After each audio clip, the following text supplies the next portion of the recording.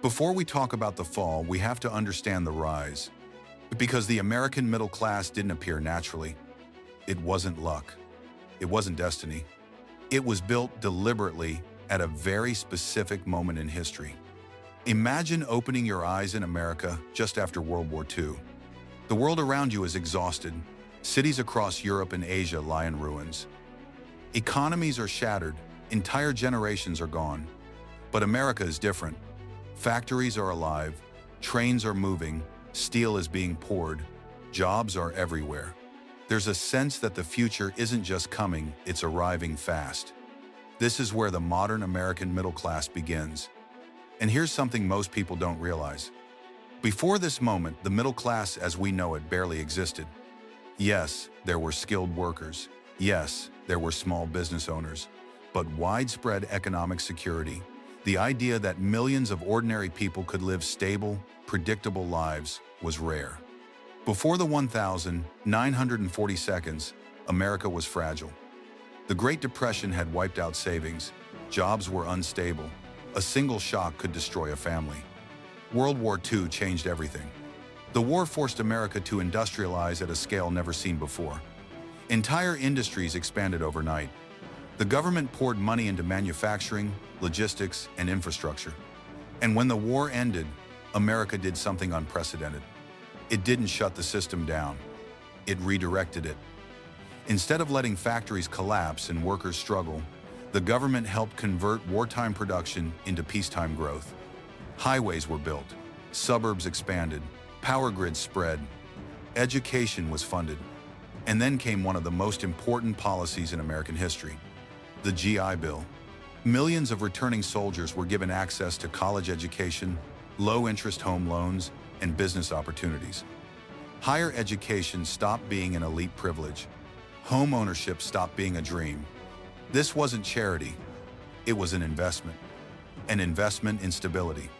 For the first time, a factory worker, a mechanic, a clerk, an average American could reasonably expect to own a home, raise a family, and retire with dignity. One income was enough. That detail cannot be overstated. A single paycheck could support housing, food, healthcare, education, and savings. Not luxury, but security. And security changes how people live. People plan when they feel secure. They take responsibility. They invest in the future. Unions were strong. Jobs were long-term. Pensions existed. Healthcare was affordable. Productivity and wages rose together. If companies became more productive, workers benefited too. This created trust. Trust between workers and employers. Trust in institutions. Trust in the future. By the 1950 seconds and 1960 seconds, the American middle class had become the backbone of the country.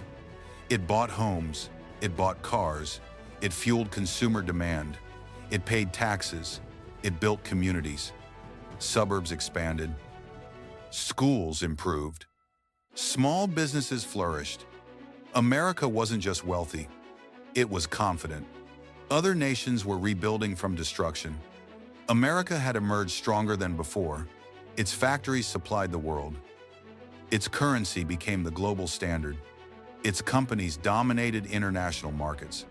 This period is often remembered as the golden age of the American middle class. And in many ways it was. But golden ages are fragile.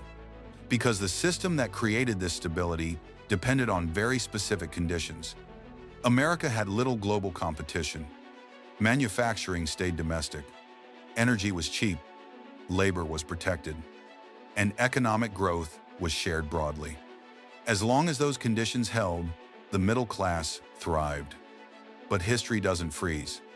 By the late 1960 seconds and early 1970 seconds, the world began to change. Other countries rebuilt their industries. Global competition intensified. Oil prices rose. Inflation increased. Manufacturing profits shrank. American companies faced pressure, and they responded in ways that quietly reshaped the economy.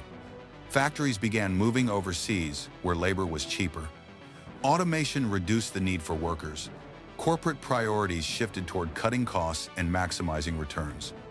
At the same time, something subtle but powerful changed. The relationship between workers and corporations began to weaken.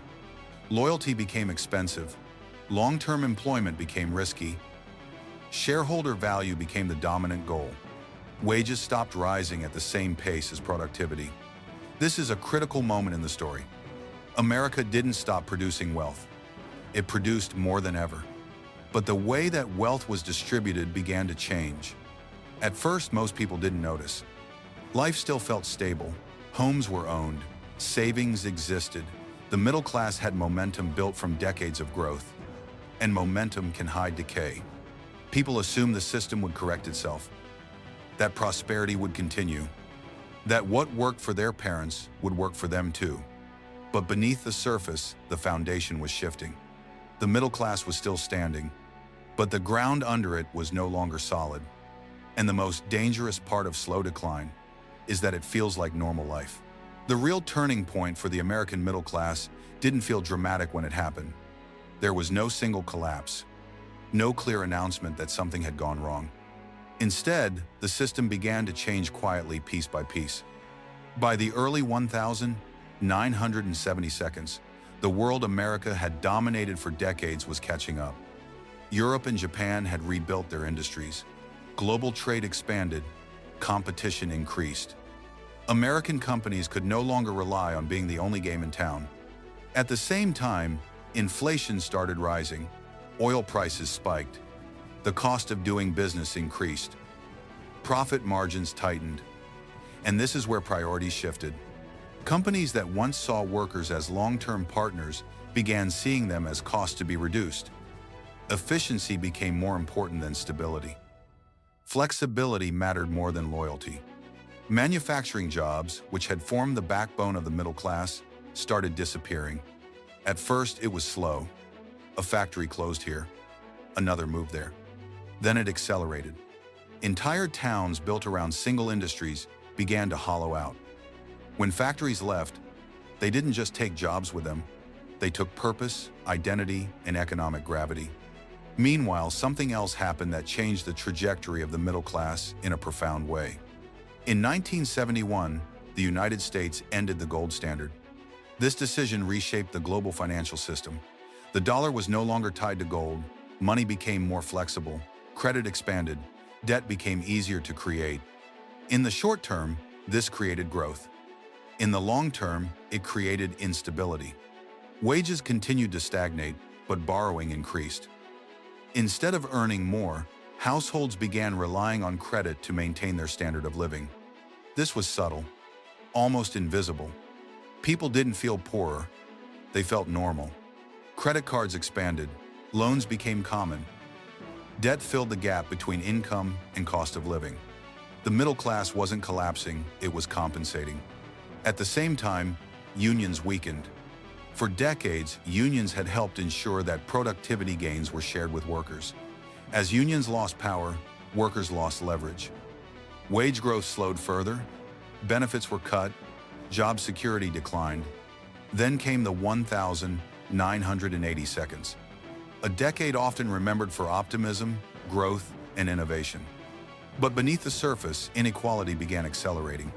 Financial markets expanded rapidly, corporate profits grew, executive compensation exploded, the economy shifted away from manufacturing toward finance and services. This transition created winners, but it also created gaps. High-skilled workers benefited, asset owners benefited, those without specialized skills were left behind. The middle class began to split. Some moved upward, many stalled, others quietly slid downward. And here's the critical detail. The system no longer promised stability, it promised opportunity. That sounds positive, but it came with a cost. Stability means predictability. Opportunity means risk. The responsibility for success shifted from institutions to individuals. If you struggled, it wasn't the system, it was your choices. If you fell behind, you were told to adapt. Learn new skills, move to a new city, take on debt, start over. For some, this worked. For many, it didn't. Housing, once the greatest source of middle-class wealth, became more volatile. Prices rose unevenly, markets overheated, speculation increased. Education, once affordable, became expensive. College degrees became necessary just to compete, and student debt became a lifelong burden. Healthcare costs rose faster than wages. Retirement security weakened as pensions disappeared and were replaced with personal savings plans. At the same time, dual-income households became the norm. What once required one income now required two. This masked the problem. Household income appeared stable, but individual earnings lagged behind. Families worked more hours just to maintain the same lifestyle. Time became scarce. Stress increased. Margins shrank. Then came the 1,990 seconds. Technology surged. Globalization accelerated. The economy grew. Stock markets soared. On the surface, things looked strong. But underneath, the middle class was becoming thinner. Growth increasingly flowed to the top. Productivity rose, but wages barely moved. Wealth concentrated in assets, stocks, real estate, financial instruments owned primarily by the upper class. For those without assets, progress slowed. The American middle class was no longer expanding. It was being stretched. Stretched between rising costs and stagnant pay. Between opportunity and insecurity. Between optimism and anxiety. People adapted, because adaptation is what the middle class does. They worked longer hours. They borrowed more. They delayed retirement. They postponed major life decisions. And because the decline was gradual, it felt manageable. Until it wasn't. By the early 2000s, the system was fragile, highly leveraged, dependent on constant growth and cheap credit. The middle class had become the shock absorber of the economy. And shock absorbers wear out. When the next major disruption arrived, the damage would become impossible to ignore. By the early 2000s, the American middle class was still standing, but it was exhausted. For years, families had been compensating, working more hours, taking on more debt, stretching further just to stay in place. And the system depended on that. The economy had become deeply tied to borrowing. Credit wasn't just a tool anymore, it was a foundation. Homes were no longer just places to live, they became financial assets. Rising house prices made people feel wealthier, even when their wages hadn't grown. This created confidence. People borrowed against their homes. They refinanced. They spent. Not because they were reckless, but because the system encouraged it. Banks approved loans easily. Risk was packaged, sold, and spread across global markets. On the surface, it looked sophisticated. Beneath it, it was fragile. For the middle class, housing had become the last line of security. Then in 2008, that line snapped. The financial crisis didn't just shake markets. It shattered the illusion that the middle class was protected. Home values collapsed. Savings disappeared. Jobs vanished almost overnight. Millions of Americans lost their homes. Millions more lost their jobs. Retirement accounts were wiped out. And what made it worse was how uneven the recovery would be. For the middle class, the crisis wasn't just financial, it was psychological. People who had done everything right still lost everything. They worked. They saved. They bought homes. They trusted institutions. And the system failed them. The aftermath changed behavior permanently. Trust eroded. Risk tolerance dropped. Security became the primary goal. But the tools to rebuild security were gone. Jobs that returned after the crisis were different, more temporary, lower paying, with fewer benefits. Many people never recovered what they lost. Homeownership rates fell. Savings remained thin. Retirement felt uncertain. Meanwhile, those who already owned assets recovered quickly. Stock markets rebounded. Real estate prices eventually surged again. Wealth concentrated further at the top. This widened the gap. The middle class didn't just fall behind, it watched others pull away. Then came the 2010 seconds, a decade often described as recovery, but for many middle-class families, it didn't feel like recovery at all. Wages grew slowly. Costs continued rising. Healthcare, education, housing all more expensive than before. The economy looked strong on paper, but everyday life felt tighter. At the same time, technology accelerated. Automation replaced jobs quietly. Algorithms reshaped work. Platforms transformed employment into gigs. Flexibility increased. Security decreased. The promise shifted again. Not stability. Not long-term growth, but adaptability.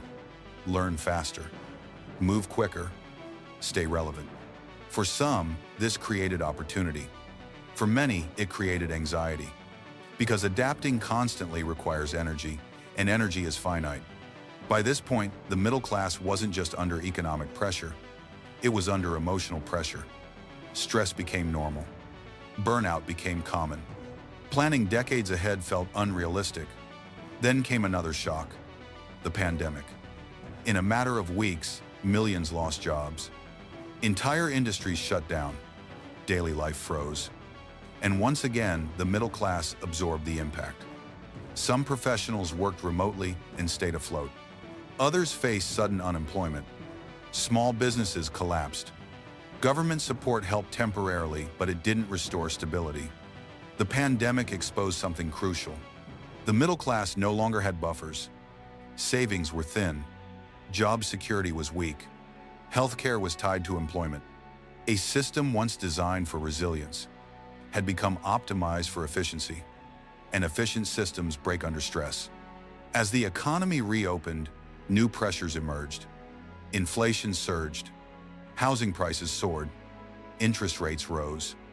Once again, the cost of living outpaced income. For younger generations, the gap felt insurmountable. Homeownership felt unreachable. Student debt lingered. Retirement felt distant. For older generations, retirement plans became uncertain. Savings lost value. Healthcare costs loomed. The middle class was being squeezed from both ends. This wasn't just an economic shift. It was a structural one. The post-war system that built the middle class had slowly been dismantled, replaced by a system that rewarded capital over labor, flexibility over stability, speed over security. And yet, the middle class didn't disappear overnight. It adapted. Again. People delayed retirement. They worked multiple jobs. They downsized. They redefined success. But adaptation has limits. Because the middle class isn't just a group of people, it's a function. It stabilizes societies. It supports democracy. It creates trust. When it weakens, consequences spread far beyond income. Social tension increases. Political polarization grows. Institutions lose credibility, not because people suddenly change, but because pressure reshapes behavior. By now, the rise and fall of the American middle class is no longer theoretical. It's lived experience. Parents compare their lives to their children's and notice the difference. Younger generations look ahead and feel uncertainty instead of confidence. The promise that once defined America, that each generation would do better than the last, no longer feels guaranteed. And that realization marks a turning point. Because when a society loses faith in upward mobility, everything else begins to shift. The question is no longer whether the middle class has declined. The question is, what happens next? So what happens when a middle class weakens? History gives us a clear answer. When large numbers of people lose stability, societies change. Not suddenly, not violently at first, but quietly, gradually, from the inside out. The American middle class was never just an economic group. It was a stabilizing force. It created balance between wealth and poverty. It absorbed shocks. It trusted institutions. It believed in the future. When that group shrinks, pressure doesn't disappear, it moves. People begin to feel uncertain even when they're employed. They stop planning long-term. They delay families. They avoid risk. They become cautious not because they lack ambition, but because the cost of failure has become too high. This changes behavior across an entire society. Innovation slows when people can't afford to fail. Entrepreneurship declines when healthcare is tied to employment.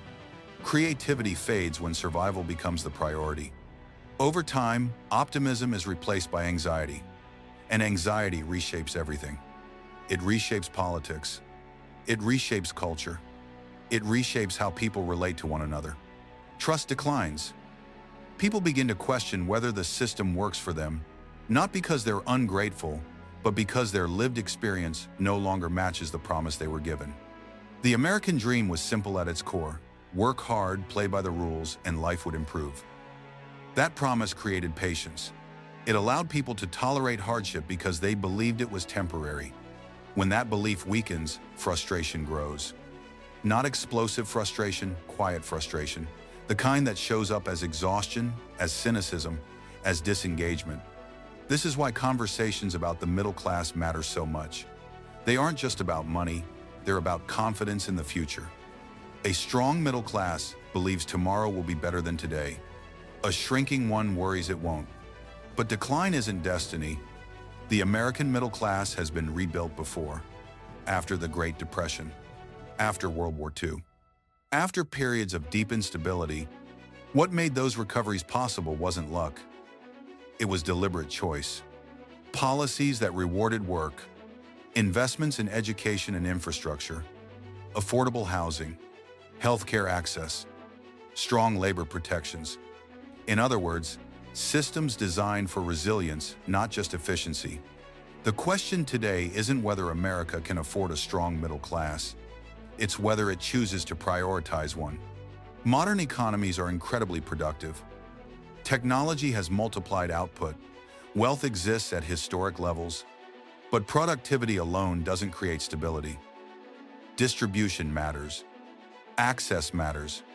Security matters. Without them, growth feels abstract. For individuals, this moment requires realism. The world that built the mid-20th century middle class no longer exists. Waiting for it to return unchanged is unrealistic. But adaptation doesn't mean surrender. It means understanding the environment clearly.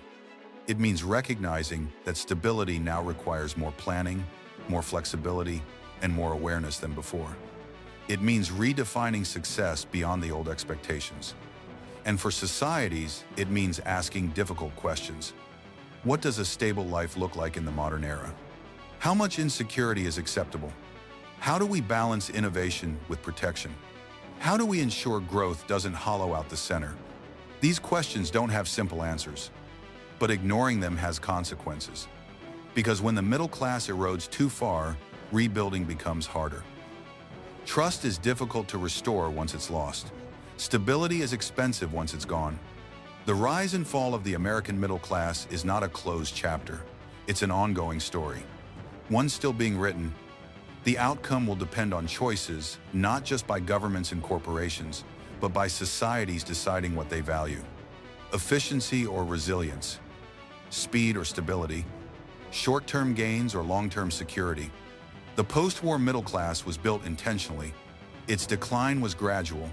Its future will also be shaped deliberately, one way or another. The only real question left is this: will the next chapter be defined by rebuilding the foundation, or by learning to live without it?